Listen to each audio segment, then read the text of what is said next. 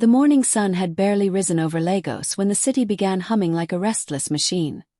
Horns blaring, engines coughing, markets calling out in 1,000 voices. Among this daily symphony sat Ao, a black African man in his early 30s, exhausted, hungry, and uncertain about tomorrow, yet determined. His taxi was old, too old if he was being honest.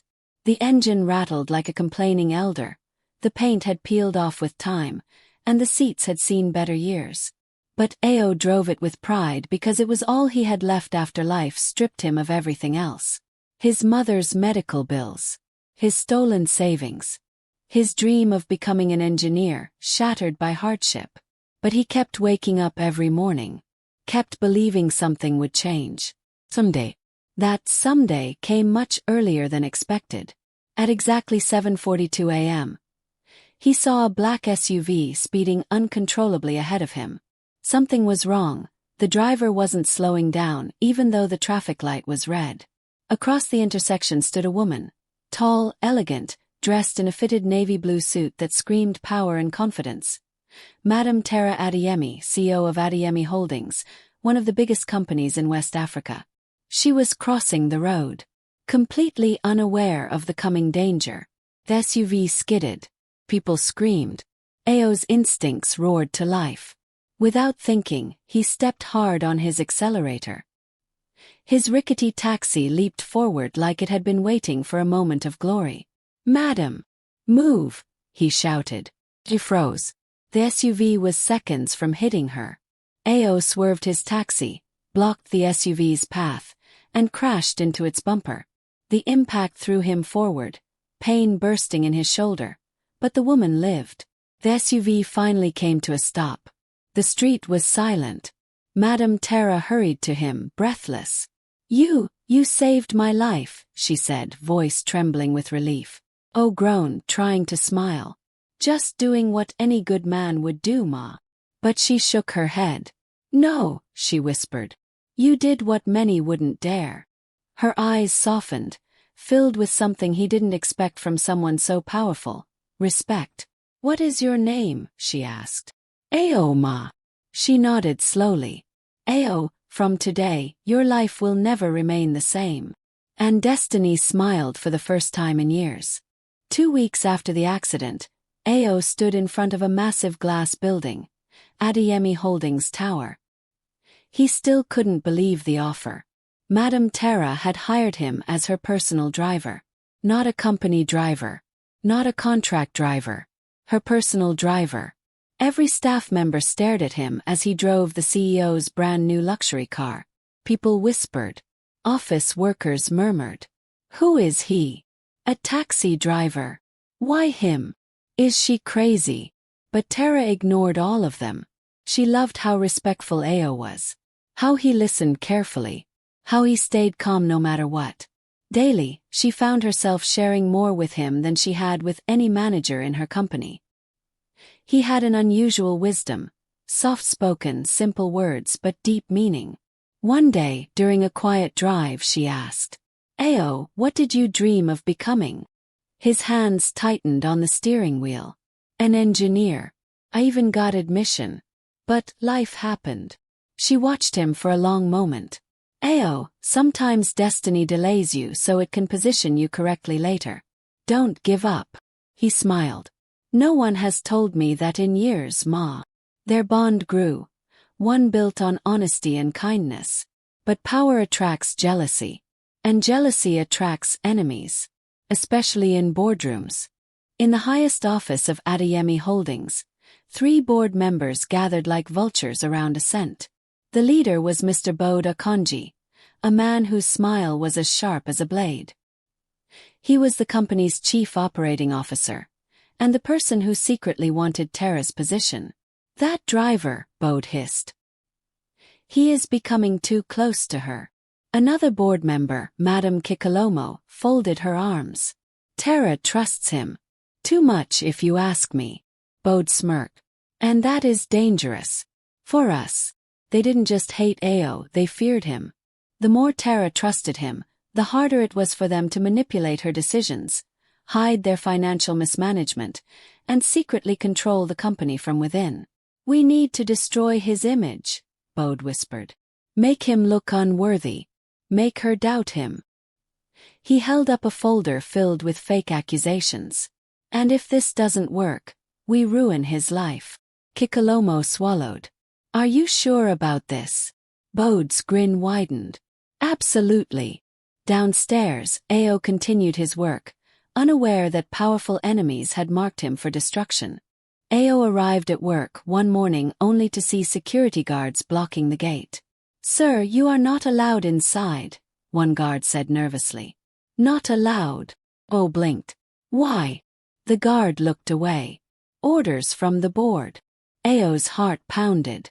What had he done? News broke across the company like wildfire. Ao is a criminal. Ao forged his documents.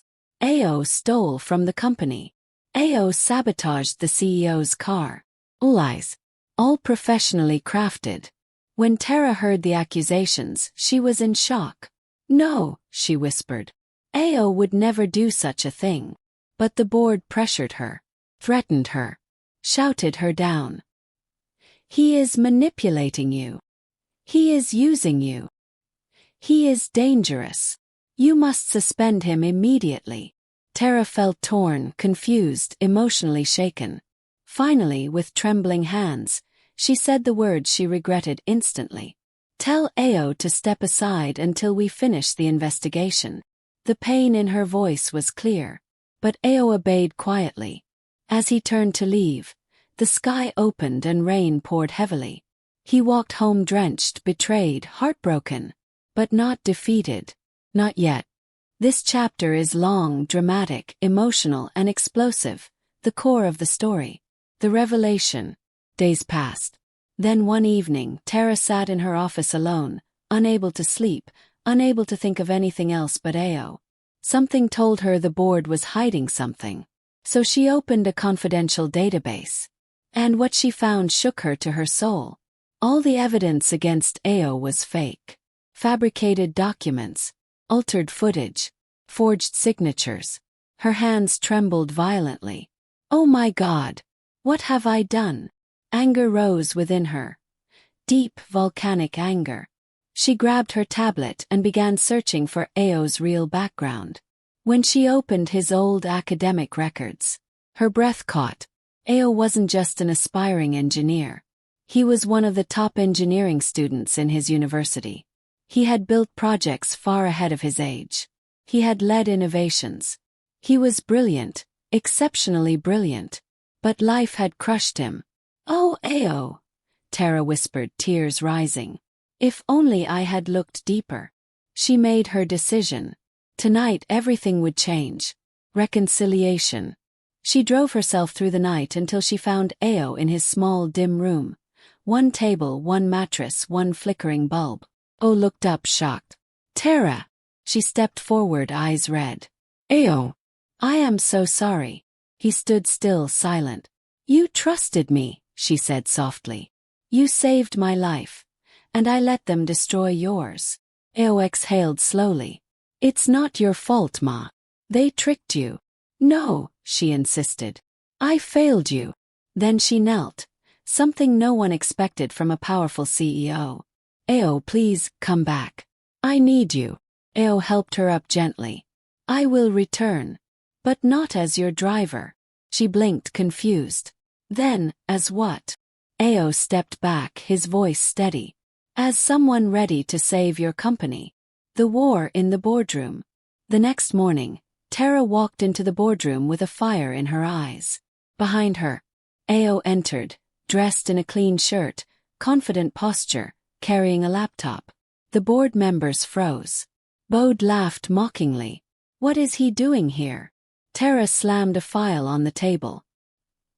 He is here because all your accusations were lies. The room fell silent. She continued, voice sharp like thunder. You framed him to weaken me. To take over this company. Gasps echoed. And now, she looked at Ao. He will expose everything. Ao plugged in his laptop. Within seconds, the screen displayed all the financial fraud the board had been hiding for years. Documents, transfers, Secret accounts. Everything. Kikalomo fainted. Bode's face turned gray. Ao finished calmly. This company was bleeding. Tara trusted the wrong people. But now she knows the truth. Tara stepped forward proudly. And effective immediately, Bode Akanji. You are removed from this company. Security escorted him out as he screamed in rage. The final promotion. Tara turned to Ao. You saved my life once. And today you saved my company. I want every staff member present for this announcement. Minutes later, the entire building gathered. Tara spoke loudly. Everyone here knows Ao, the man you mocked, judged, and underestimated. Murmurs spread. But today, he becomes something else. She held up a document. Ao is now the new Chief Executive Officer of Adeyemi Holdings Engineering Division, and the future co-owner of our next major project. The crowd gasped.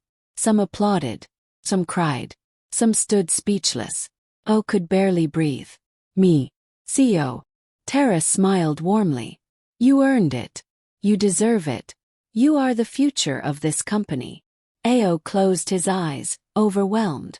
Life had finally returned everything it once took. The final scene. As the sun set over Lagos, Ao stood on the rooftop of Adeyemi Holdings Tower, the same man who once slept hungry, rejected, forgotten. Tara joined him quietly. Life is strange, she said softly. O nodded. But beautiful, he replied. She smiled. Are you ready for this new chapter? Ao looked at the city below. Bright, loud, alive. Yes, he whispered. I think it's time I finally lived the life I was meant for. And together they walked back inside. Toward a future no one believed he could ever reach.